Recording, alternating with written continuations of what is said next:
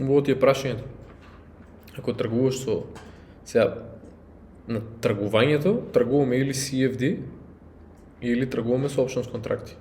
Тргување со акции е за инвестирање long term портфолио. Така е. Значи тоа го тргаме настрана. CFD е по,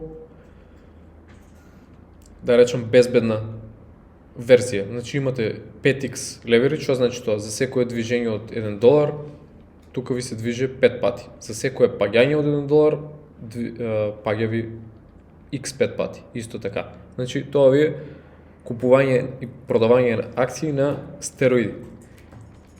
Options контрактите се скроз друг финансски инструмент и за тоа да го разберете, морате да ги изгледате убаво видеото и плюс да поставувате прашања како сега што поставуваш на лајв, затоа што е многу сложен. Options контрактите се најсложен финансски инструмент, не можам многу едноставно да ви објаснам. Целата поента е дека за секое движење гледате на тука сега колку имам, да ви дам прост пример. AMD, да речеме, ако си купил обичен AMD, имаш тука 1,3% раст. Ако имаш CFD, тука имаш 6,5% раст, затоа што ти X5. А со options контрактите видовте што се случи. 40,7% догоре. За истиот овај размер од 1,32.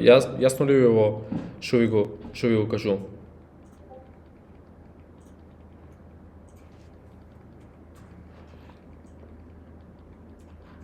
Супер. Сега, секој контракт у себе има expiry date и strike price. Секоја комбинација од strike price и дата на истекување создават различна волатилност на контрактот. Например, овај беше купен за истек 1 август. Ако беше купен за наредната недела, ќе беше може 20% раст за истата оваа разлика.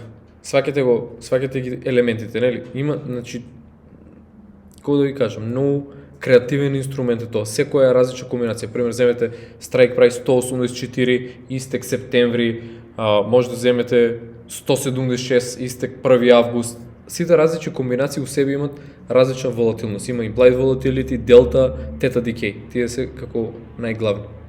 И сите влијаат на тоа како ќе се движи контракт. А у исто време лајф е врзано со движењето на акцијата. Така може да ви го објаснам.